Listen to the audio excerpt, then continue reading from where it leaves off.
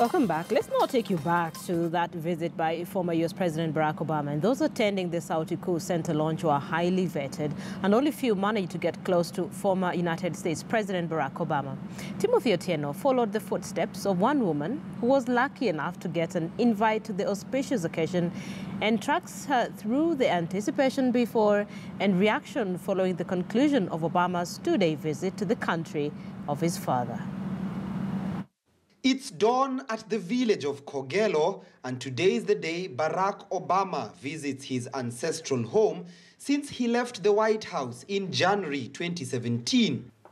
For 30-year-old Lady Awuory, the day couldn't have come any sooner. I'm very, very happy. I'm very happy. In fact, I'm longing to reach that place because it's my first time going to see him face to face. And I hope, according to me, I hope that there are so many things he's going to come up with. She is just one among a very select number of villagers chosen to witness the launch of the Sauti Kuu Foundation Resource Center.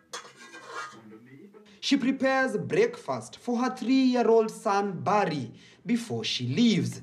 To me, I'm going to see him face to face. But now there are just some that are going to see him kwa TV, wanamwona tu kwa TV. But to me, leo, naenda kumwona uso kwa uso. In a village with no public transport vehicles, she makes do with what she has.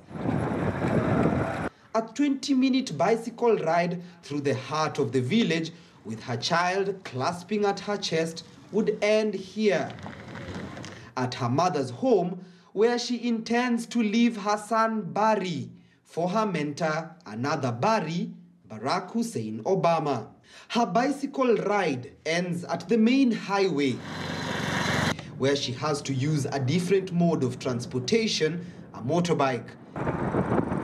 It would take another 15 minutes for her to get to the Sauti Kuu Resource Center, where Obama would deliver his speech. The entire journey lasted almost an hour and cost her almost 400 shillings. But for Lynette, it doesn't matter. She knows these invites are rare and perhaps may never again get a chance to see the village's local hero face to face. Near the entrance of the event is what could only be described as the heartbeat of Kogelo.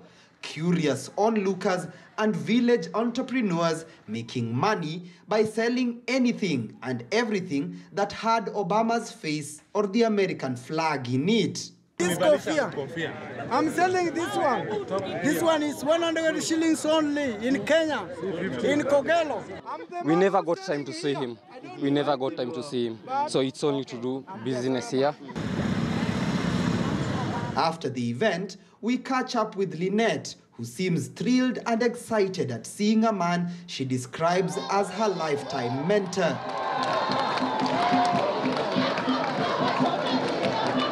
I'm seeing you even drafted a few notes. Talk to us about what you wrote and what you scribbled down. He said that youths are idle, but now through this, most youths are going to explore their talents because you can see we have different sports that are going to be played here. It's a day Lynette will never forget, but perhaps many more would have remembered forever had they had a chance to meet Obama face to face.